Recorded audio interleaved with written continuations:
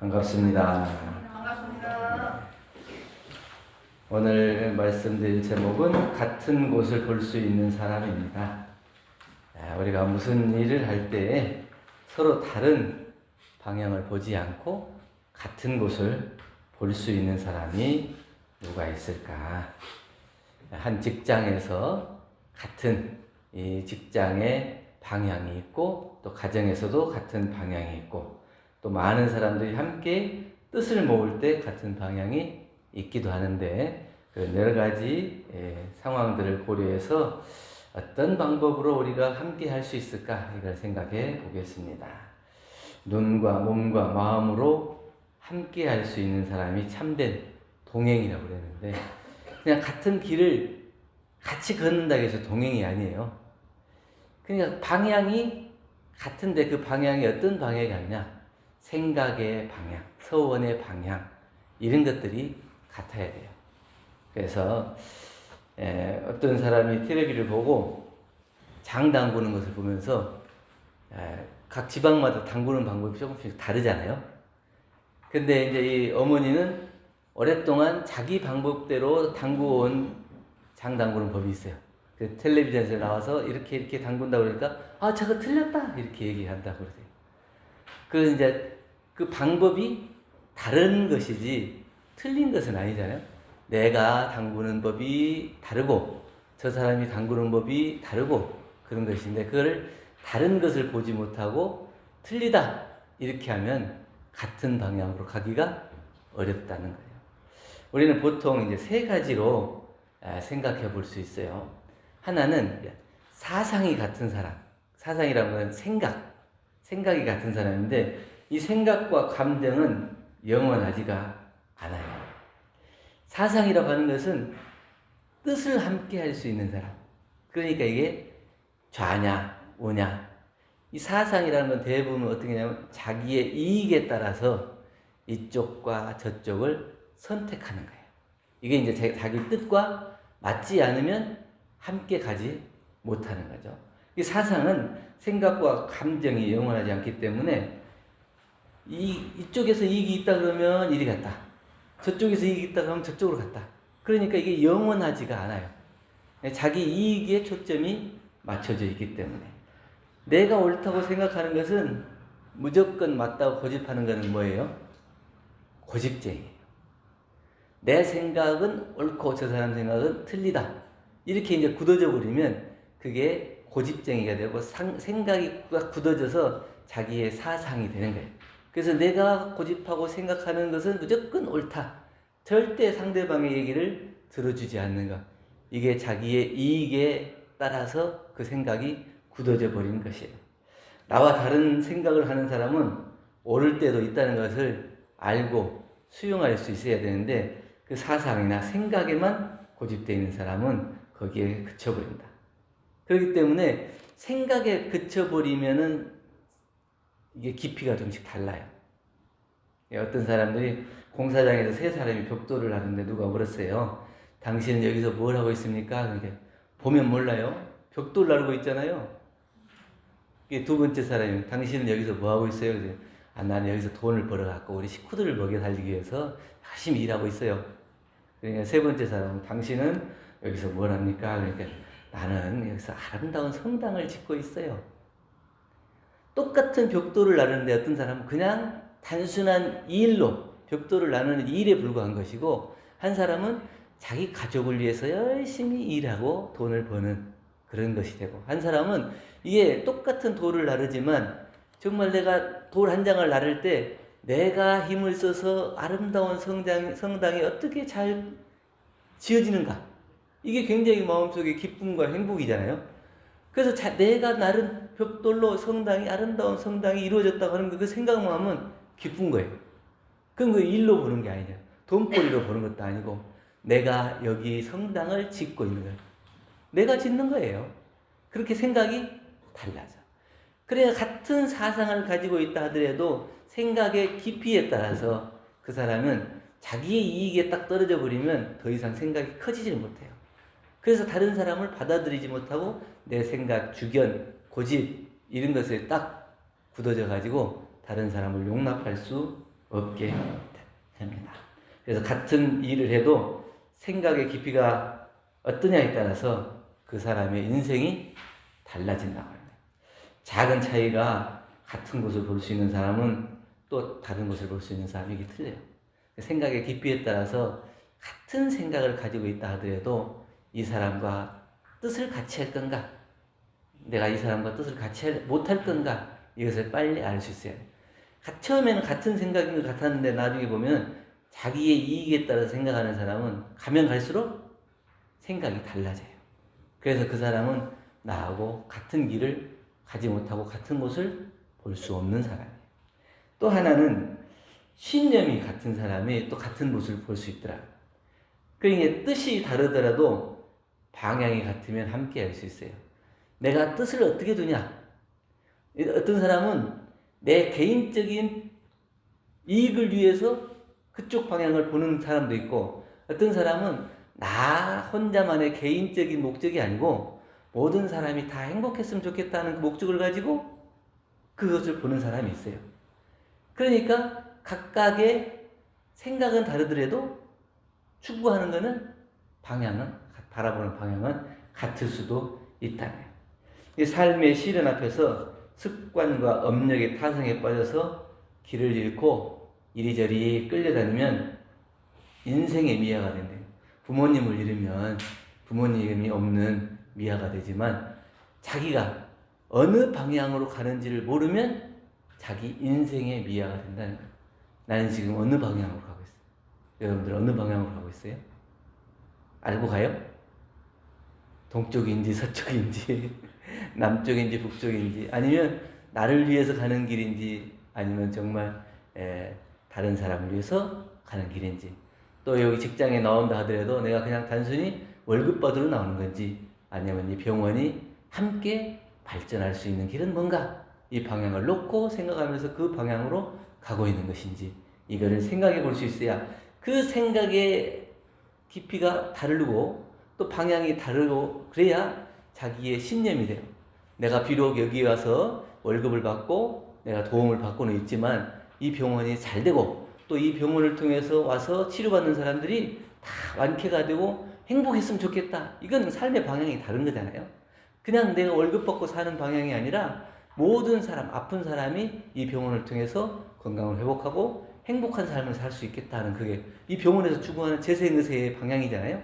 그 방향을 맞춰서 같이 갈 수 있어야 같은 방향을 보고 같이 갈 수 있는. 그러면 그 방향을 같이 간다는 것은 뭐냐면 조그만 좀 마음에 안 드는 점이 있다 하더라도 서로 이해하고 그쪽 방향을 맞추고 갈 수 있어요.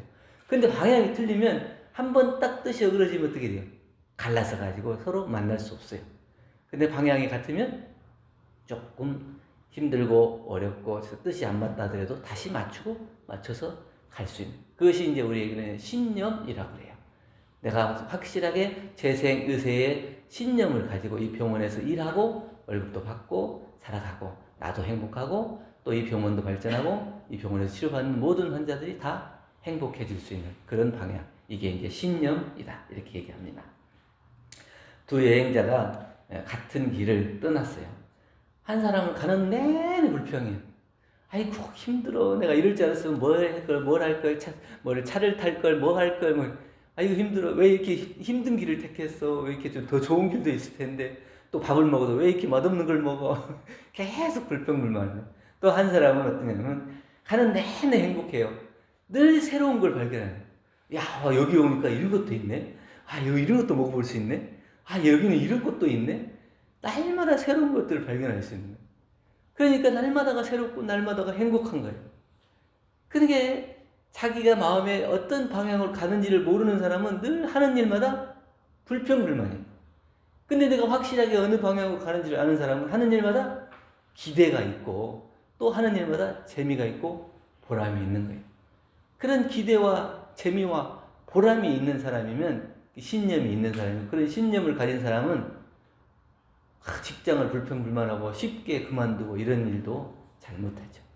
내가 정말 여기에서 나도 성공하고 이 직장도 성공하고 모두가 함께 성공할 수 있는 방향이 어떤 건가, 그 길을 매일 찾고 기쁨과 재미를 보는 사람, 이런 사람은 신념이 확고한 사람.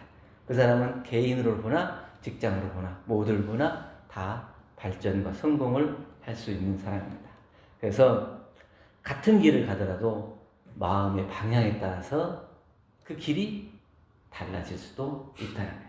힘든 여정 속에서도 진리와 성장을 하고 또 그 진리의 방향으로 가는 사람, 그 사람은 늘 발전이 있는 사람이에요. 그래서 우리는 특히 이제 견해라고 그래요. 견해. 그 사람이 견해가 어떤가? 그 사람이 보는 안목이 어떤가거든요. 대개는 그 사람이 아는 대로 보고 보는 대로 생각하고 생각하는 대로 믿고 믿는 대로 행동을 한다 그래요. 내가 그냥 아는 만큼만 보이는 거예요. 보이는 만큼 생각하고 믿고 행동을 하게 돼. 내가 만약에 아는 것, 견해가 넓다면 어떡하겠어요? 더 큰 일을 할 수 있죠. 견해가 부족하면 그만큼밖에 못 보는 거예요. 그 사람의 신념이 얼마만큼 확고하냐, 얼마만큼 넓냐, 얼마만큼 깊냐에 따라서 그 사람하고는 더 멀리 볼 수 있고 같은 방향을 오래 볼 수 있다. 나는 다른 사람이 어떤가는 뭐 생각할 거 없고 내가 다른 사람에게 그런 사람인가, 그런 신념을 심어줄 수 있는 사람인가, 이거를 생각해 볼 필요가 있다는 거죠. 해자하고 장자가 이제 나이가 한 살 차이에서 친구라고 얘기를 주로 많이 문답을 많이 한 것 같아요. 그래서 어느 날은 해자가 장자에게 말했습니다. 우리 마을에 큰 나무가 하나 있는데 근데 저 나무는 하도 뒤틀리고 못생기게 생겨가지고 사람들이 쓸 제목으로 쓰지 못한다. 저거는 그냥 있어도 별로 볼품이 없어서 쓸 데가 없다. 이렇게 얘기하니까 장자가 얘기해요. 그 쓸 데가 있다 없다의 기준을 어디다가 놓고 얘기하냐. 저 나무는 비틀어져 있기 때문에 다른 사람들이 찾지를 않아서 저렇게 오랫동안 생명을 보유하고 산다.